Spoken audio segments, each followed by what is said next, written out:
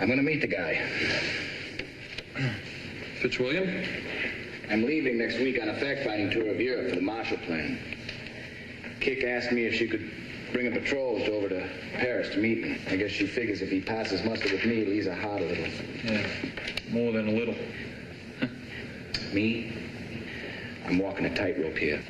No net. I'll tell you this, though. If the guy showed up with a halo and scars in the palms of his hand, it wouldn't cut any ice with your mother. It was a terrible scene, Jack. Poor Kik.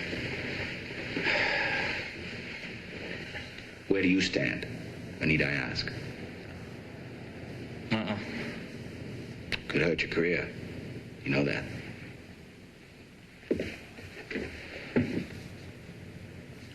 Okay, don't get upset. We'll all light a candle and hope for the best.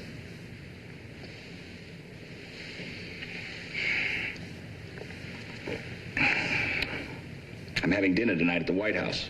I forgot my tux. Can you imagine that? I have to rent a tux. And why wasn't I invited? Now, Truman's got an election coming up. He's got to be careful who he associates with. Oh, well, then he should check his guest list again. Ha.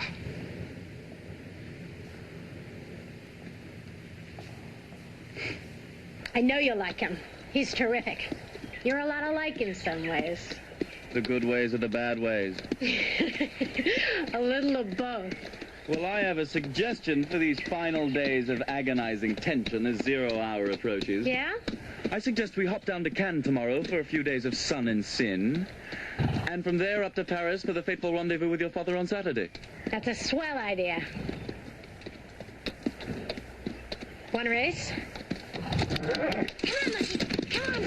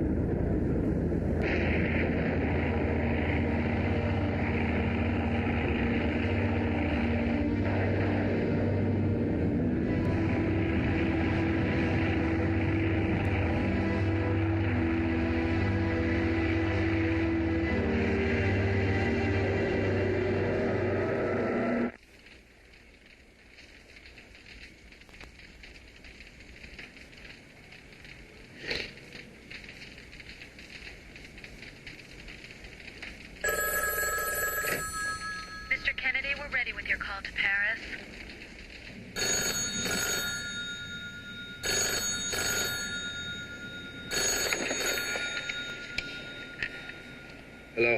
We. Dad? Jack?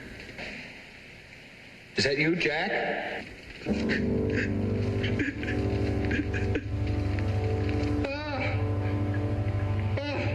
Get away! Jesus, Mary Joseph! I'm arranging for a plane at Lyon to take her. Take her to London. Listen, we gotta cover this Fitzwilliam thing. This is the story we're putting out.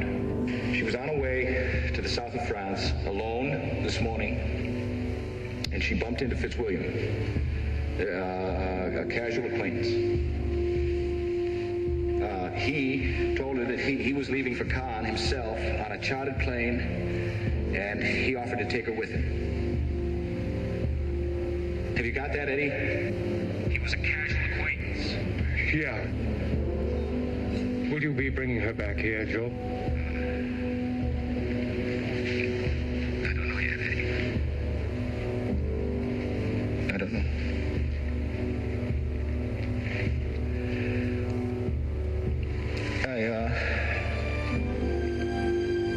I spoke with the Devonshires. They'd like to,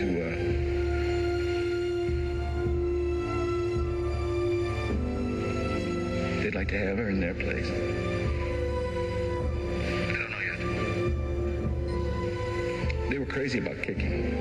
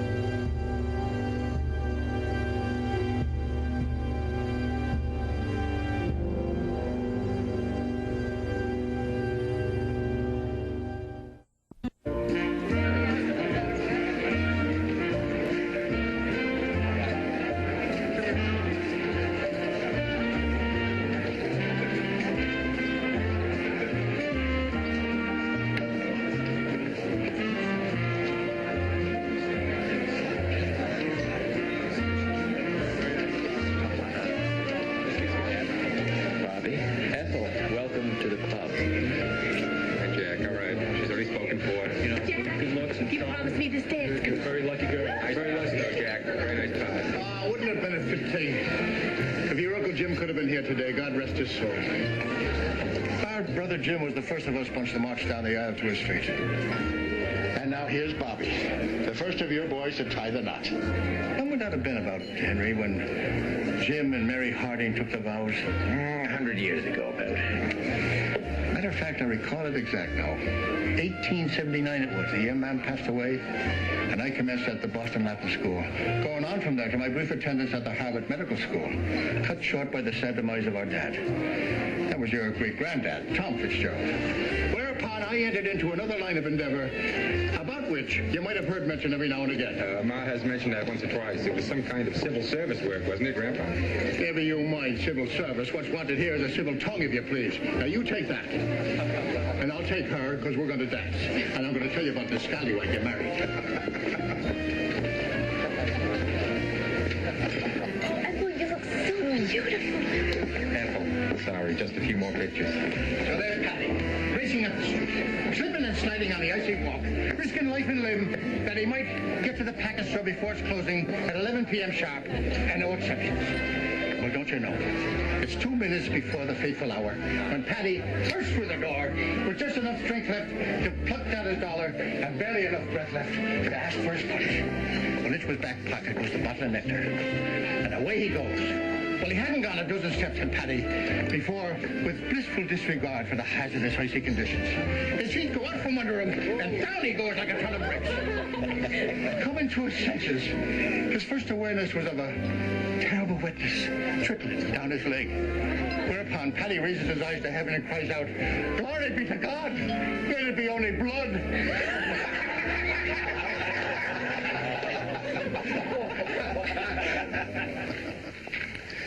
What's to be next in the way of wrongs?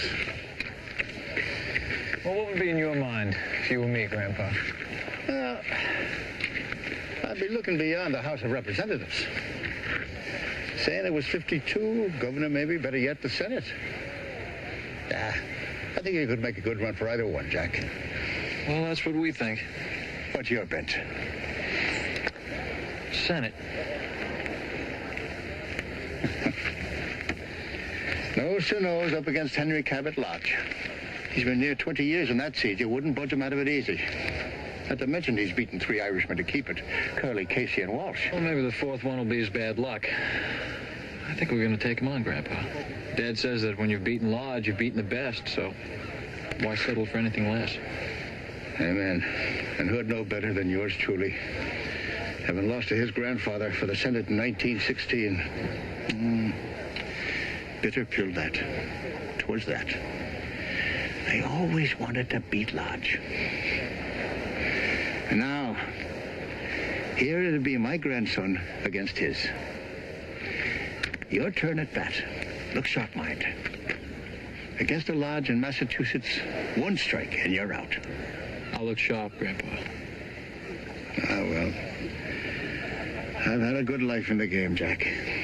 Grand life it is, if that's what you choose to make of it. Others lots don't and give it a bad name every now and again. You do your best on your good days, knowing there'll be bad ones